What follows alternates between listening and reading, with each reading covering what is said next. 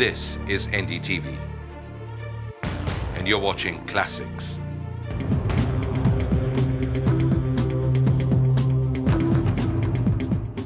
नमस्कार, मैं रवीश कुमार। हम मौजूद हैं आगरा में और मेरे पीछे आप देख रहे हैं ताजमहल। तो यहाँ होने की वजह कोई मोहब्बत की कहानी नहीं है, बल्कि आरक्षण पर चल रही बहस है। हमारे देश में पिछले 59 साल से इस पर बहस चल रही है। एक तबका विरोध करता है और एक तबका समर्थन करता है, मगर इन दोनों के बीच ये देखने की कोशिश बहुत कम होती है कि जातिवादी व्यवस्था में किस तरह के बदलाव आ रहे हैं। मसलन एक दलित के होटल बनाने का सामाजिक आर्थिक अनुभव क्या है और एक सवर्ण के दलितों के परंपरागत काम से जुड़ने का अनुभव क्या है, और जब ऐसा होता है तो क्या जाति की व्यवस्था टूटती है या जाति की नई लकीर पैदा हो जाती है। इसी पर है आज की स्पेशल रिपोर्ट।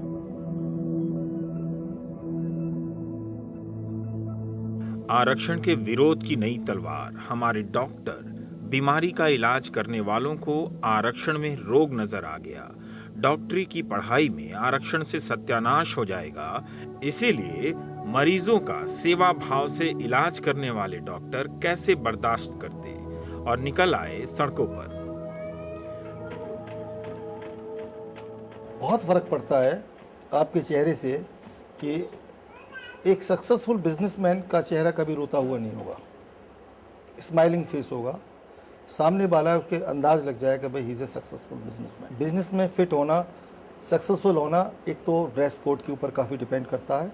आपका सिस्टम बिल्कुल एक स्मार्ट होना चाहिए, लेजीनेस कहीं से भी नहीं होनी चाहिए। 58 साल की उम्र में ये फिटनेस किसी डॉक्टर की मेहरबानी से नहीं, बल्कि कुछ कर दिखाने के इरादे से कायम है। आप हैं 6 भाषाओं के जानकार मगर मैट्रिक फेल एक कामयाब उद्यमी। नाम HK पीपल, जाति से जाटव दलित।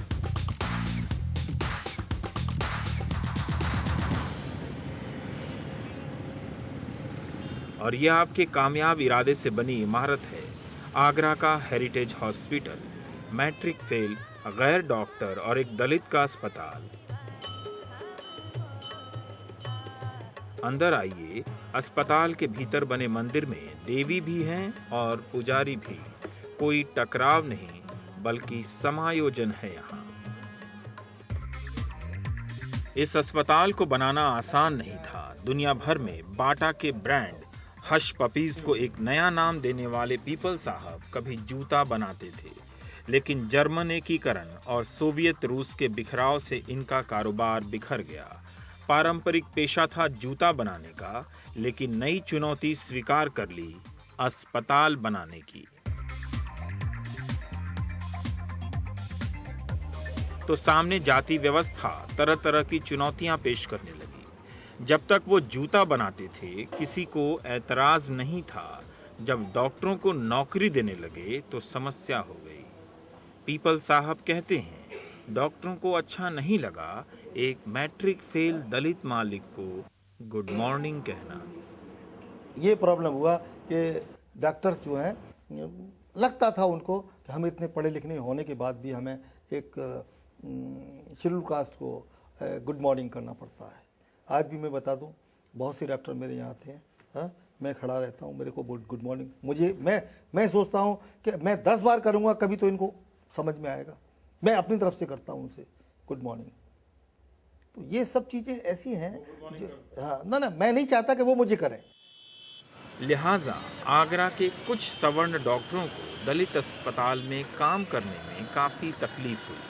कुछ छोड़कर जाने लगे तो कुछ ज़्यादा पैसा मांगने लगे। पीपल साहब ने एक तरीका निकाला, अखबारों में विज्ञापन दिया और दूसरे शहर के डॉक्टरों को वेतन पर रख लिया। इससे पहले शहर में कमीशन पर डॉक्टर अस्पतालों में काम करते थे। पीपल साहब को सवर्ण डॉक्टरों को रखने के लिए दुगना वेतन देना पड़ा। उन्होंने शहर के कुछ दलित डॉक्टरों को भी रखा, जिन्हें दूसरे अस्पतालों में सिर्फ ड्यूटी मेडिकल ऑफिसर का काम मिलता था। मेरे यहाँ करीब इस वक्त 5 डॉक्टर दलित काम कर रहे हैं, जो कि मुझसे पहले किसी और अस्पतालों में काम करते थे और दूसरे अस्पताल उनको ट्रीट करते थे एज ए DMOs।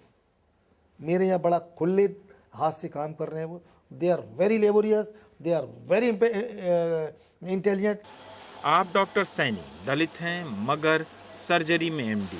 इससे पहले जिस निजी अस्पताल में काम करते थे ऑपरेशन करने का मौका नहीं मिला। यहाँ 1.5 करोड़ की लागत से बने इस ऑपरेशन थिएटर में हर दिन ऑपरेशन करते हैं। दूसरे हॉस्पिटल हैं उनमें नहीं मिलता है। अपना बायोडेटा देने के बाद कोई बुलाता नहीं है। नाम क्या है ये, आगे टाइटल क्या लगाते हैं ये, उसके बाद आगे नहीं बुलाते हैं। तो जब किसी को काबिलियत दिखाने का मौका ही नहीं मिलेगा फिर कैसे कोई क्या दिखा सकता। अब यहाँ देखिए, लास्ट 1 ईयर मैंने कितने केस ऑपरेट किए हैं, आज भी ऑपरेट करने जा रहा हूँ। आज तक कोई मोर्टेलिटी नहीं हुई। एक से एक सीरियस पेशेंट मैंने ऑपरेट किया है। खैर, जाति व्यवस्था एक दलित को उद्यमी बनने से रोक रही थी मगर रोक नहीं पाई।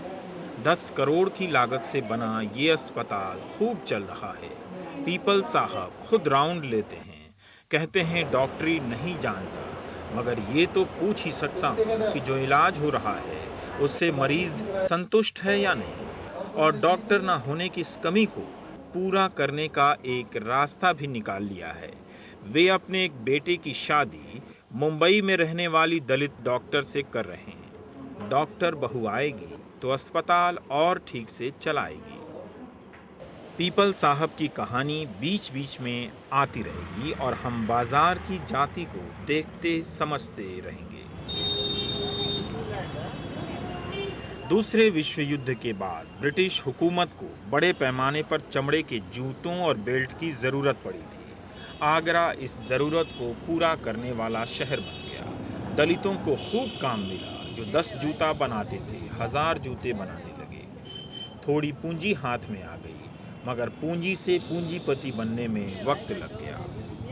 तो दलित पुराने ऑक्यूपेशन से मुक्त होकर के नए ऑक्यूपेशंस में आ रहा है और आने की इच्छा रखता है।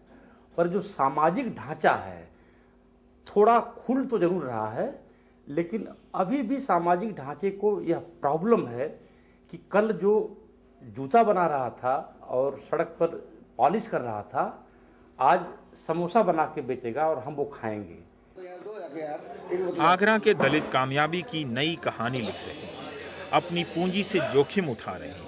कोई होटल बनवा रहा है तो कोई बार चला रहा है, कोई एक्सपोर्ट भी कर रहा है। प्रतिशत कम है मगर बदलाव दिखने लगा है। इस फैक्ट्री में आई जूते बनाए जा रहे हैं निर्यात के लिए। इंग्लैंड के एक बड़े ब्रांड के लिए बनाए जा रहे हैं ये जूते। काफ़ी सावधानी और कारीगरी की ज़रूरत, पैकिंग से लेकर मार्केटिंग तक विश्व स्तरीय। मगर इसके मालिक देवकी नंदन सोन के लिए उद्यमी बनना आसान नहीं था। आज भी चमड़े के इस कारोबार में मालिक और उद्यमी सवर्ण जाति के लोग हैं और दलित मजदूरी कर रहे हैं।